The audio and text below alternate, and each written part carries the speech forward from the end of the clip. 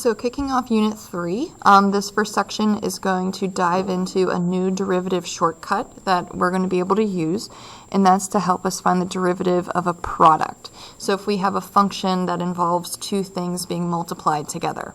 Throughout Unit 3, we're actually going to talk about many other derivative shortcuts, so it might be a little bit of an overwhelming unit just because I'm going to be throwing all these different shortcuts and tips out to you guys.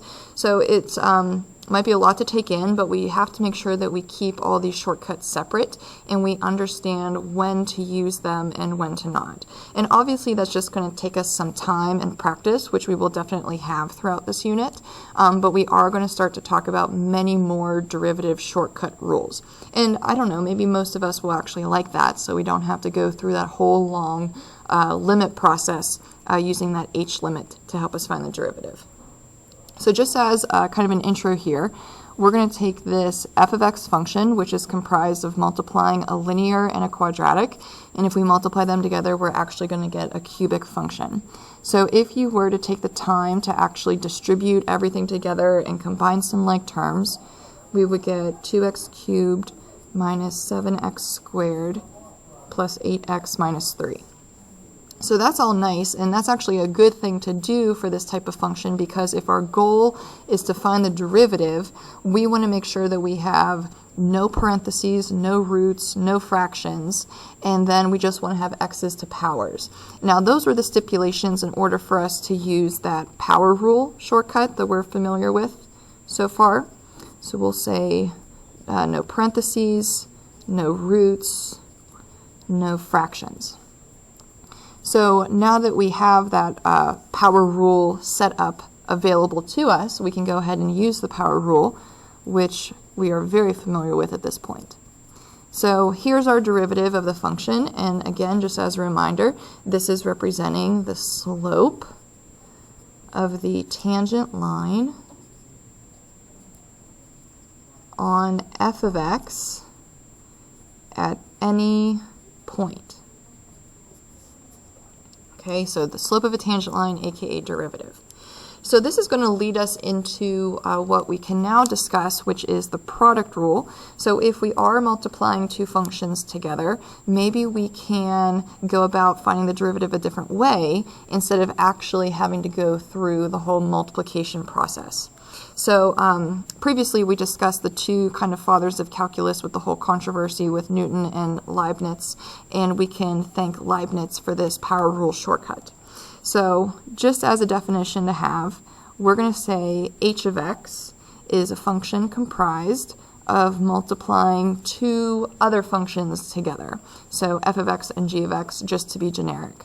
So if we have a function that involves two things being multiplied together, we can find the derivative of that function by using this thought process.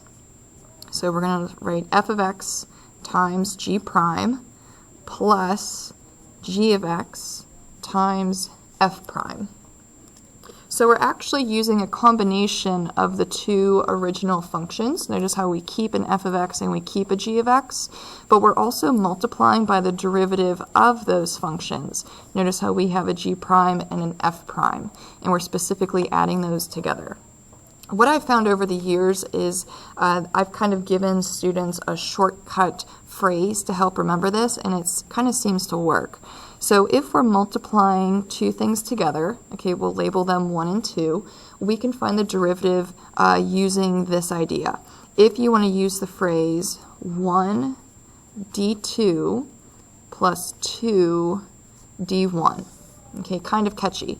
So in order to find the derivative of two things multiplied together, we're simply going to take the first function times the derivative of the second, that's what the d stands for, and then we're going to add the second function times the derivative of the first. So if we can remember 1 d2 plus 2 d1, we'll be good to go for our product rule.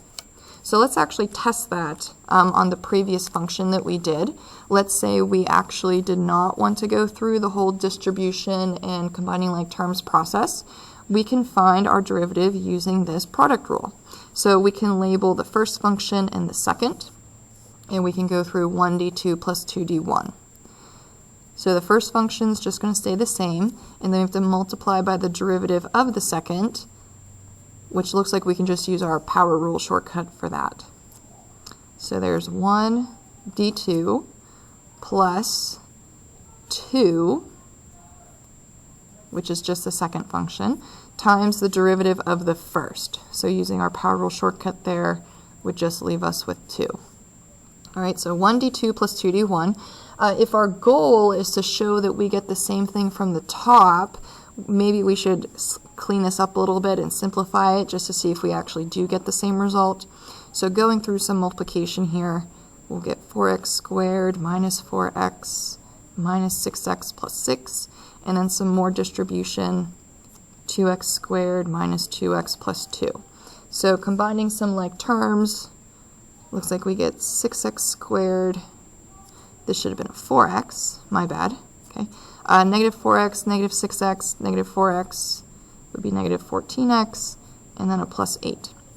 So it looks like we do get the same result. So this is something else we can add to our list of derivative shortcuts. In addition to the power rule, we now have the product rule, meaning multiplying two functions together. And if we can remember 1d2 plus 2d1, we will be golden. Now, you might be wondering why we even have this product rule, because, I mean, for some of us, we might think it's easier to just multiply the functions together and use the power rule. And you technically aren't necessarily wrong, but there are certain instances where we have to use the product rule just because we have no other choice. For instance, if you take a look at this g of x function in the paragraph below, there's no way we can actually multiply x squared times sine of x together and simplify it, because these are technically two different types of functions. One's a polynomial and one's a trig function. So we cannot simplify this in a way that would allow us to use the power rule, which means the product rule is our only choice for this particular example. So just for practice, let's go ahead and apply that product rule. So 1d2 plus 2d1. Our first function is x squared. The derivative of the second function would be cosine. Then we have to add the second function times the derivative of the first. Okay. So 1d2 plus 2d1. Now you could reorder this if you wanted to. What I mean by that is you can put the 2x in front of the sine x if you prefer to have it look like that. So if this is our derivative, okay, the slope at any point we want, it looks like they want us to apply the product rule, which we just did, to find the slope of the normal line when x is pi. So here's the derivative, which is representing the slope of the tangent line. Let's go ahead and plug in pi and see what that slope is. So cosine of pi would be -1. And sine of pi is 0.